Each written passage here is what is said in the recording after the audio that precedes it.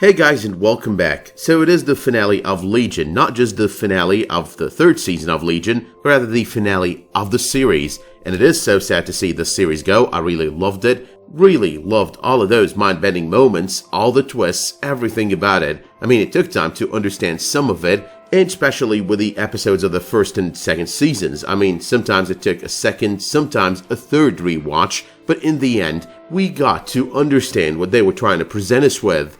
But let us though get started with the first statement on this episode. It's rather a statement that we read rather than listen to. This is the end. What it all means is not for us to know, it is for history to decide. All we can do is play the parts as written. All we can know is ourselves.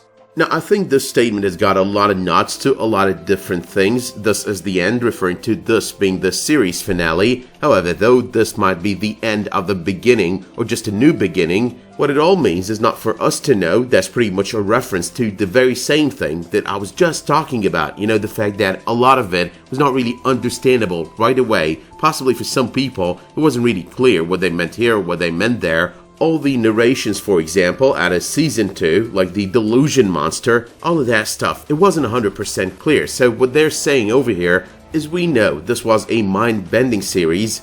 It is for history to decide. I think that part is all about the fact that this is not really the end, but rather just a new beginning. So history in the future is just gonna end up deciding on all of it. Who's the good guy, who's the villain? Is Legion the villain over here? Is he the hero? Or is he just like he is in the comics, some kind of anti-hero? But however though, I also think this goes to prove the point that I've been trying to make since the beginning of the season, that it's all in the gray zone, that except for the Shadow King, you know, being a villain and whatnot, all else are villains and all are good guys in their own different ways. They're all just a composition of the good and evil within Legion, Sid, Cary, all of them really. But at the beginning of the episode as well, we do get a lot of flashbacks out of the life of David, a lot of flashbacks that we've watched before across 3 seasons. This week's lessons in time travel are brought to you by and narrated by none other than David himself. He's admitting that time travel would not necessarily change who he was, would not necessarily make him better. The chances are he would remain the same, unchanged. That's what he says in a nutshell. There's also the talk during these lessons in time travel about eradicating oneself. That felt like it was all about erasing himself from the timeline on the pages of the comics. Now, as viewed and as seen on last week's episode, the very end of the episode, the future Shadow King is around in the past. He's looking over David's shoulder as usual. He does not want to quit him, as he states, trying to break him still. We got Sid still trying to save baby David. Part of what she's doing is trying to stop the Shadow King from invading him as well. Like, the objective over here is to pretty much change the path of David's life. The time monsters are after them, after the baby. The change in Sid's stance itself has been inflicted by that entire Red Riding Hood episode, one that I did not review for so many reasons, including the fact I was busy at work and the fact that Easter eggs and references on that episode, they were pretty obvious, pretty straightforward, and mostly not out of the comics. But Kerry and Cary reuniting, I mean, this one might not be a major event. It's happened a lot over the course of 3 seasons so far, but fighting the time monsters there, I gotta admit it one last time. All those fighting scenes with Kerry have always been quite badass. She's always given me Black Widow, she's always given me Agent Melinda May vibes on this series. Now you think this fight is one-on-one, you against me, but I'm not alone. I'm Legion. Never get tired of hearing the words, I am Legion. I mean, they're right out of the comics, but there's also the fact that the series itself has been emphasizing this aspect over the past few episodes, bringing it full circle with David because he is Legion. Now, there's a lot to talk about in the fight between David and Farouk, but I'm going to leave it for a later point on this video. But there's the statement that Farouk makes, you know why you failed? Because underneath all your anger, there's a baby, scared and small, a baby who's unloved and knows that he is unloved. I'm a good person, I deserve love. That was David's response. Now for the next part, I need you to forget that, you're biased towards Legion, that you're biased towards David, that you believe that David is the lead of the series, so he's gotta be the good guy and whatnot. I need you to forget all of that. Because otherwise, and unless you keep an open mind over here, you're not gonna like what I'm about to state over here. But think about it this way. David has always found it very easy. I mean, it came to him so easily to blame Amahl Farouk, even after Amahl Farouk was out of his mind and in the open. In my opinion, this moment did explain a lot. This statement did explain a lot. I think David has been on the road to one hell of a self-fulfilling prophecy. I think that for the bigger part, the majority of his life, he's managed to find someone to blame, and when that person was out, he was like, who will I blame now? Let's keep blaming that guy. I mean, the guy is bad, the guy is evil, the guy is a villain, but nonetheless, finding someone to blame is key over here.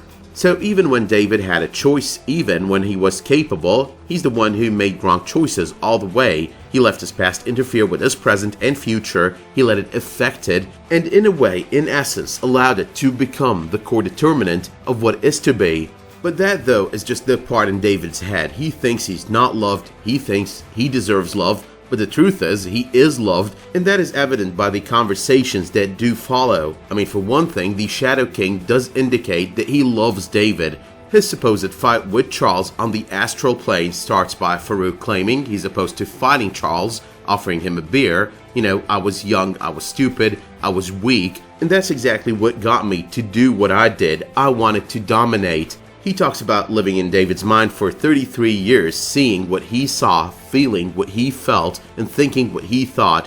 What was once a prison became a person, and then he admits it is difficult to not love someone that you understand. I love the boy Charles. He considers him his son. There's a certain admiration that he's got for both Charles and David. So yeah, the Shadow King has changed. But that's not the only moment that reflects that David was wrong about all of it, that he's loved regardless of the fact that he thinks he isn't. When he's about to kill Farouk, the younger Farouk, his father interrupts. There's the heartfelt father-son moment there, the abandonment, unintentional, but nonetheless an abandonment that he does apologize for and talks about his love for David.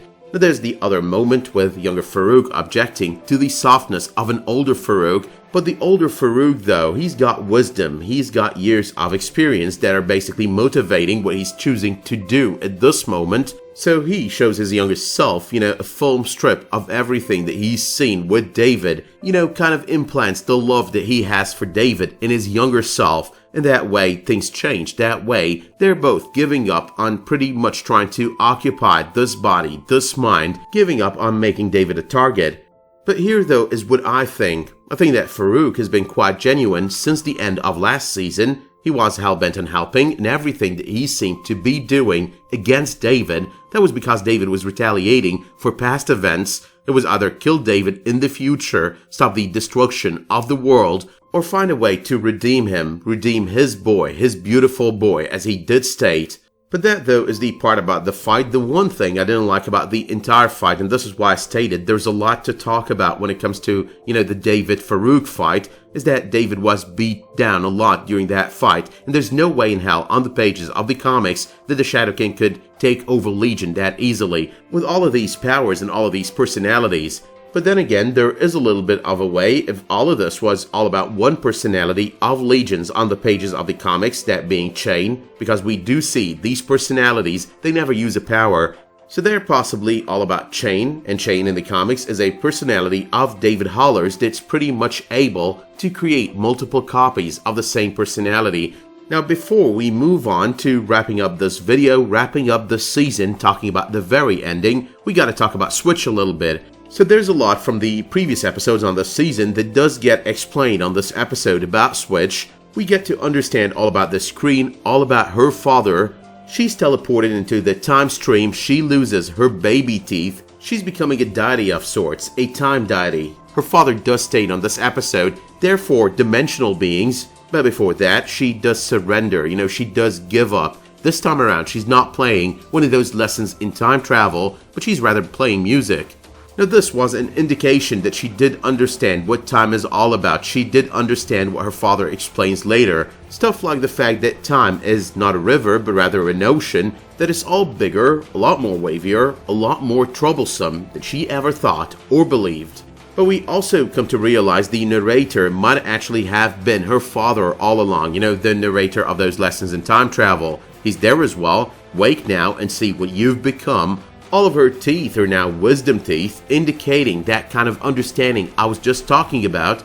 It is also made clear the time monsters are no time monsters, but rather more like timekeepers, and it does seem as well that her father is the one controlling them, or was the one controlling them, or at the very least they were acting on their own volition, like they know their mission, but in the end he's got control over them. Switch now as well does have that kind of control, which is basically that one final thing that she wants to do on this episode and before she moves on with her father.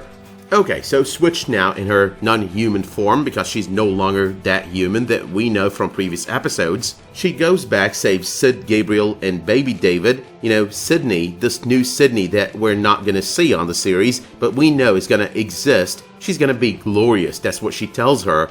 David has succeeded, the past has changed, Sydney's life, David's life, everything is going to change as well.